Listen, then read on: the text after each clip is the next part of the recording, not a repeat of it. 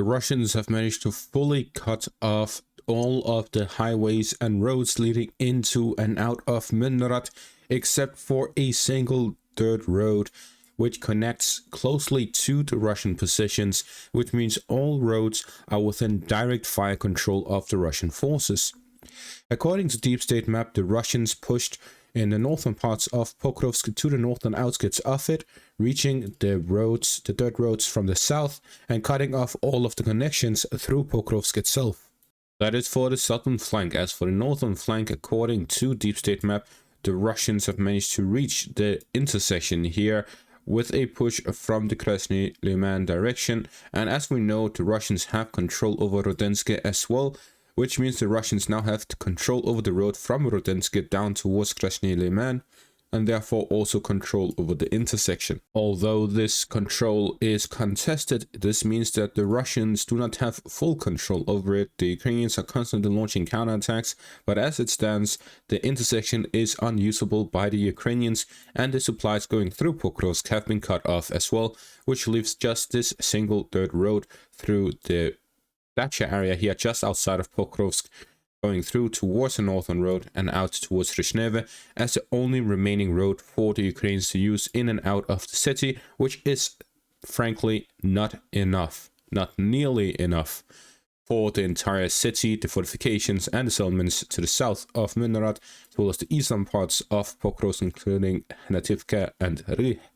where Hnativka has entered into the gray zone as Russians are storming the settlement, as well as Rih to the north, where they have been geolocated along the fortifications just outside of the settlement. So the Russians have started fighting over the settlements here east of Pokrovsk and the eastern parts of Pokrovsk to cut off the railway here to the east of Pokrovsk, which cuts off the connection to supplies going in the direction of Sukhy Yar and Lysivka in the south, the southern parts of Myrnohrad, and the apartment complex area in the central parts. The Russians managed to gain full control over the town of Balahan on the eastern flank of Myrnohrad. With this, they have full control over all settlements east of Myrnohrad, and they are fighting within the southern parts and northern outskirts of Myrnohrad, both along the northern and eastern outskirts of it. So the Russians are storming Myrnohrad from several directions: the northeast, north, southeast of the northern parts, the eastern and southeastern parts of the southern parts, and along the northern flank entirely along the supply lines leading in and out of the city. It is only a matter of time at this point before the Russians gain control over Myrnohrad and Pokrovsk, as the roads have been completely cut off except for a single one that is within direct fire control of Russian forces operating in the vicinity of it. The Russians have also managed to cut off the Rishine road leading into Pokrovsk from the western direction. Deep State Map yet again creates a new gray zone that is connecting to the Rishine road. With this, the Russians are working on the Dacha roads that lead into Pokrovsk itself. The Ukrainian forces are currently making use of those Dacha roads here in the central parts, where they are resupplying their forces in the northern parts of Pokrovsk through Rishine roads down to the south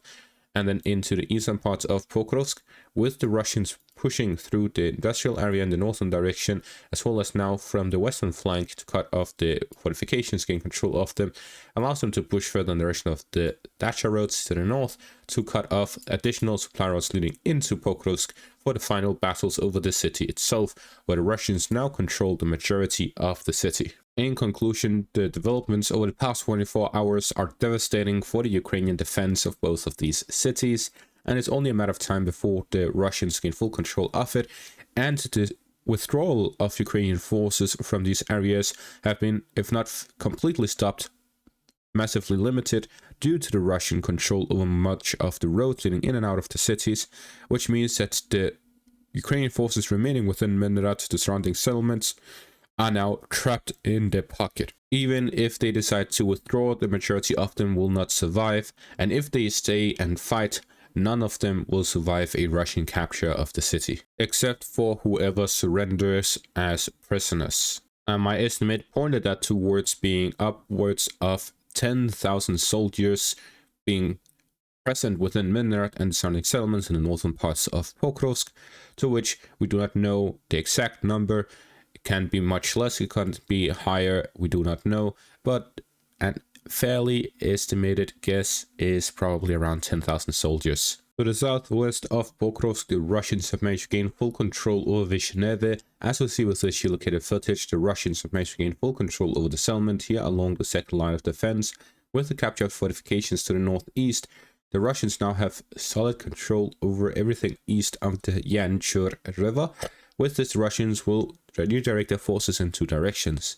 To the northern direction of Novolexandrivka and Hai, where they're looking to cut off the connection between the highway near Pokrovsk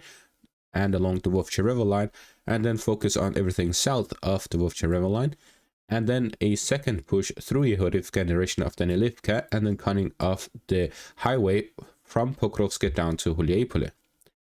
These are the two main directions following the capture of Vishneve. The third option, which is possible as well, is a push through the fortifications, but this will likely come following the capture of Alexandrivka and Hai, as they can bypass the fortifications from their rear, which is their weak point, and then through towards the highway on the northern bank of the Yanchur River as well. The main objective of the Russians here along the second line of defense is to cut off the highway between Pokrovsk and Huliaipole, and then advance alongside the fortifications down south, flanking the fortifications and gaining control over the second line of defense in its entirety. The main objective right now is to cut off the highway, which will then allow the Russian forces to concentrate their forces along the footholds achieved through the Yanchur River to push through, gain control over the settlements on the flank of the first line of defense, and then advance along the road towards Huliaipole, where they can attack from the northern and eastern directions, through which the Russians can gain full control over Huliaipole by completely bypassing the fortifications outside of the city. The capture of Huliaipole would have a significant impact on the first and second lines of defense and the logistics of the Russian forces operating in the area. What we do know is that the Russians have supply lines that goes through Mariupol down in the south, from which it can go through the highways to the Zaporizhzhia section of the front line, to the north to the Donetsk direction through Velika Novosilka, and then along the fortifications where the Russians are currently fighting. This means the Russian capture of Huliaipole will allow the Russians to connect these two supply lines closer to the front line and have logistical hubs where they can concentrate the logistics and shorten the travel time from the frontline positions to the logistical hubs, through which the Russians will have additional highways, additional railways that connect their forces and logistics to a wider area where they have more logistic hubs, where they can concentrate more supplies and therefore concentrate more forces for the offensive operations in that direction. With their current supply route, the Russian forces have no further highways following Velika Novosilka, which means that the supplies is limited beyond Velika Novosilka. In comparison, the highway will continue through Huliaipole up towards Pokrovsk, in the western direction towards Orihiev, and so on. So it's much better connected, the infrastructure is better near Huliaipole, which further strengthens the logistics of the Russian forces if they capture the city. To the northeast of Pokrovsk, the Russians continued offensive operations within Kostiantinivka, where they managed to capture additional fortifications and gain a foothold within the eastern residential area, where they are advancing through the Dacha area into the city. So with this, the battle of the city has begun from the southeastern direction, where the Russians are looking to cut off the roads leading to the southern parts in the direction of Ivanopilia, where the Russians have yet to capture the town. Gaining control over Ivanopilia will allow the Russians to have additional roads through the railway line and the highway up towards the city, where they also have the urban area to concentrate their forces within before storming the city directly. So it will triple the supply lines leading into the city for the Russians, and the Russian objective with this Dacha push is to cut off the roads that connect the supplies to Ivanopilia, flanking them from the rear as well as the fortifications themselves, to which the Russians can then gain control over these areas by flanking the fortifications rather than storming them head on, which saves their forces some casualties and saves time as well. Further north in the direction of Liman, the Russians continue offensive operations to the southeast of the city, where they are launching offensive operations along the forested area, looking to gain control over the fortifications along the highway, where they're flanking them from the rear. The Russians are here looking to gain full control over the fortifications and settlements to the southeast of Liman, to cover the positions along the Donetsk River, gain control over the forest patch areas, and cut off the supplies that lead in and out of Liman from the southern and southeastern directions. To the southeast of this, the Russians continue offensive operations along the Encircled River, gaining control of additional first patch area and further securing the southern flank and western flank of Tronivka. The Russians continued offensive operations here along the Encircled River line on both banks of the river line, with the objective being to cut off the supplies not just going in and out of Liman, but also Siversk, as the area in between the two towns allows the Russians to cut off the connection and support each other with drone fire, artillery fire, and generally having the interchangeability between the two sides. Despite the river line, the Russians having control over both banks allows them to cross over between the two sides. Now, zooming out for a bit, what we can see is that the Russians are closing in on capturing Liman and Siversk in the northeastern parts of the Slavyansk-Kostiantynivka line. They have managed to gain a foothold within Kostiantynivka and the southern outskirts of it, and on the western flank, the Russians are gaining control over Pokrovsk and Myrnohrad. These developments are all well connected. The capture of Pokrovsk and Myrnohrad completely changes the supply situation for the Russian forces in the area and will allow them to launch offensive operations to the north of these locations, following which the next city is Dobropilya,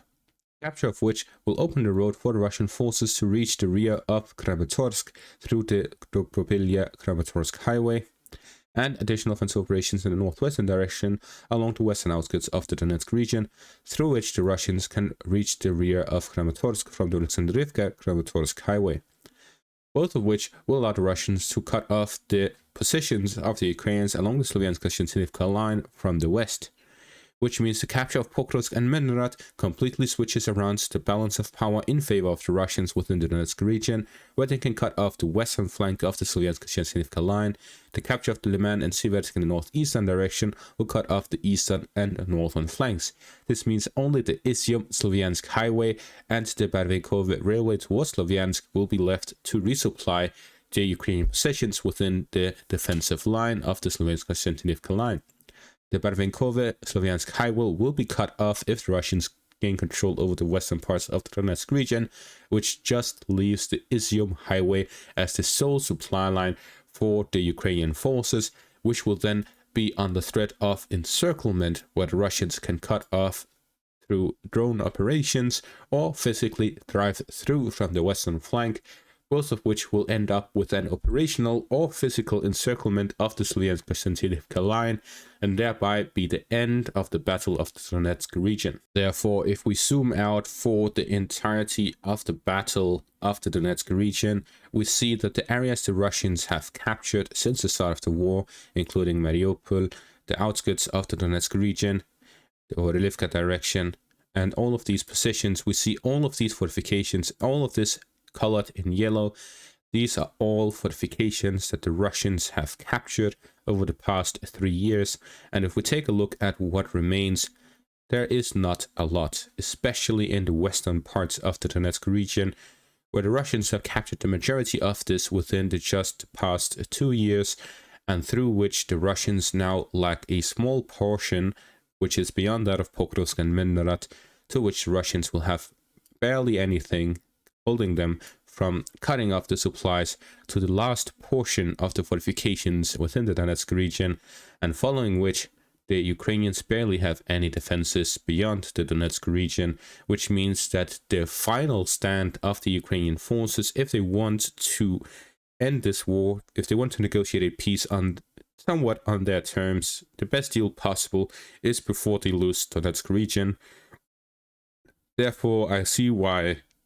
the West is pressuring Russia so much to get a peace deal done now, because if not the end of this year, and if not the start of the next year, then by summer 2026, the Russians will have full control over the Donetsk region, and they will have the upper hand when it comes to negotiations, because continuing the war beyond that puts the entirety of Ukraine at risk, not just the eastern parts or the southern parts of the country. And that is going to be all for this update. Thank you all for watching. Make sure to leave a like, subscribe, check out my Patreon and YouTube membership for additional content. Thank you all for watching and have a great day.